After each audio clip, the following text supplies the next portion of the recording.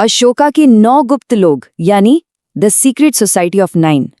आज के इस विश्लेषण में हम इतिहास के एक ऐसे गहरे और सच में रोमांचक रहस्य के बारे में बात करने वाले हैं जो न जाने कितनी सदियों तक अंधेरे में छिपा रहा। एक ऐसी कहानी जो दिखाती है कि वैज्ञानिक ज्ञान और कड़ी सुरक्षा का बेजोड़ कॉम्बिनेशन कैसा होता है। तो चलिए देखते हैं कि आखिर इस प्राचीन रहस्य में ऐसा क्या खास है जिसने सबको इतना हैरान किया हुआ है। इस रहस्य की गहराई को समझने के लिए एक प्राचीन दस्तावेज के इन शब्दों पर जरा गौर कीजिए। एक ऐसे रहस्य की कल्पना कीजिए जो किसी भी व्यापक विनाश के हथियार से ज्यादा खतरनाक है। मैं एक प्राचीन दस्तावेज हूं जो 2000 सालों से छिपा हुआ है और महान अशोक के चुने हुए 9 लोगों के वर्जित ज्ञान की रक्षा कर रहा हूं। क्या कमाल के शब्द है ना। ये बिल्कुल साफ बताते हैं कि इस ज्ञान का असर कितना भयावह हो सकता था। सोचिए, एक ऐसी चीज जो सदियों पहले लिखी गई थी, उसमें इतनी ताकत छिपी थी। ये सच में रोंगटे खड़े कर देने वाली बात है।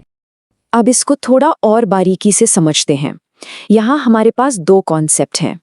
एक तरफ है वर्जित ज्ञान यानी फॉरबिडन नॉलेज और दूसरी तरफ है विनाशकारी हथियार यानी वेपन ऑफ मास डिस्ट्रक्शन। देखिए, आमतौर पर ज्ञान क्या करता है, वो मानवता का विकास करता है, राइट? लेकिन यहाँ उस ज्ञान में इतनी शक्ति है कि उसकी तुलना सीधे विनाशकारी हथियार से कर दी गई। ये कंपैरिजन हमें साफ दिखाता है कि आखिर उस ज्ञान को वर्जित क्यों रखा गया। क्योंकि अगर ये शक्तिशाली वैज्ञानिक रहस्य कभी एक हथियार में बदल गए तो उसका नतीजा अत्यंत भयंकर हो सकता है। तो मुद्दे पर आते हैं, आखिर ये सीक्रेट सोसाइटी ऑफ 9 थी क्या? ये एक ऐसी रहस्यमयी संस्था थी जिसे खुद सम्राट अशोका ने बनाया था और उनका सिर्फ एक ही लक्ष्य था, वैज्ञानिक रहस्यों को पूरी तरह से सुरक्षित रखना। यहाँ सम्राट अशोका किसी आम राजा की तरह नहीं, बल्कि एक रक्षक के रूप में सामने आते हैं। उन्होंने मानवता के बचाव के लिए एक बहुत ही मजबूत सुरक्षा कवच का निर्माण किया। उन्हें अच्छी तरह पता था कि इस शक्तिशाली वैज्ञानिक ज्ञान को आसानी से किसी के भी हाथ में नहीं पड़ने दिया जा सकता। ये इंश्योर करना एब्सोल्युटली क्रूशियल था कि ये ज्ञान कभी भी गलत लोगों तक ना पहुंचे। और यही वजह है कि यह संख्या यानी 9 इतनी अहम हो जाती है।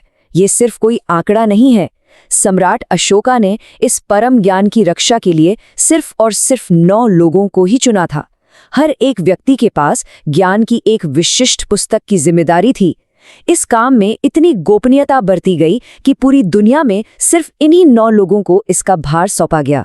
इसका सीधा सा मतलब ये निकलता है कि कुल मिलाकर ऐसी 9 पुस्तकें थीं जिनमें ये असाधारण ज्ञान समाहित था। अब जो सबसे दिलचस्प बात है वो है इन 9 पुस्तकों के विषय।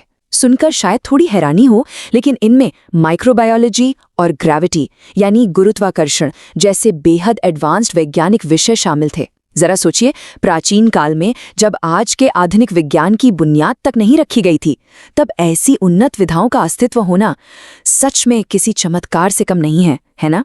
यही एक चीज इस कहानी को एक अलग ही लेवल पर ले जाती है। सदियों पहले ऐसी वैज्ञानिक विधाओं को इतना शक्तिशाली माना गया कि उन्हें पूरी दुनिया से छिपा कर रखना पड़ा। और ये सब कितने समय तक चला? 2000 साल। ये कोई साधारण समयकाल नहीं है। ये एक लंबा, बहुत ही लंबा अरसा है जिसके दौरान इन वैज्ञानिक रहस्यों को दुनिया की नजरों से बचाकर रखा गया।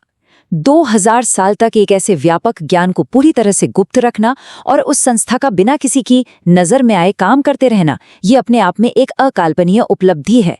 सदियों तक दुनिया में उथल-पुथल हुई, राज्य बने और मिटा दिए गए, पर यह ज्ञान इतिहास के पन्नों में पूरी तरह से अदृश्य रहा।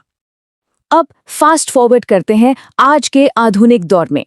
आज हम आर्टिफिशियल इंटेलिजेंस यानी एआई का इस्तेमाल करके इस प्राचीन इतिहास और इस रहस्यमयी संस्था की कल्पना कर पा रहे हैं। जो कहानी 2000 सालों से छिपी हुई थी, आज एआई के जरिए हम उसे नए रूप में अपने सामने जीवित होता हुआ देख सकते हैं। ये प्राचीन इतिहास और सबसे आधुनिक तकनीक का एक क्या ही बेहतरीन कॉम्बिनेशन है। एक ऐसी तकनीक जो हमें इतिहास के सबसे गुप्त पन्नों को एक नए नजरिए से अनुभव करने का मौका दे रही है।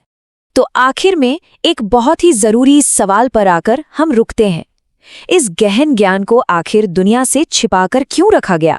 और उससे भी बड़ा सवाल ये है कि जब इसके जैसा अत्यधिक शक्तिशाली ज्ञान किसी गलत हाथ में पड़ जाता है तो सच में क्या होता है?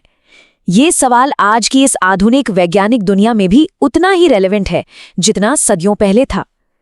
ये हमें इस सोच में डाल देता है कि वैज्ञानिक खोज और उसके दुरुपयोग के बीच की लाइन सच में कितनी पतली है। और इसी एक गहरी सोच के साथ आज का ये विश्लेषण हम यहीं समाप्त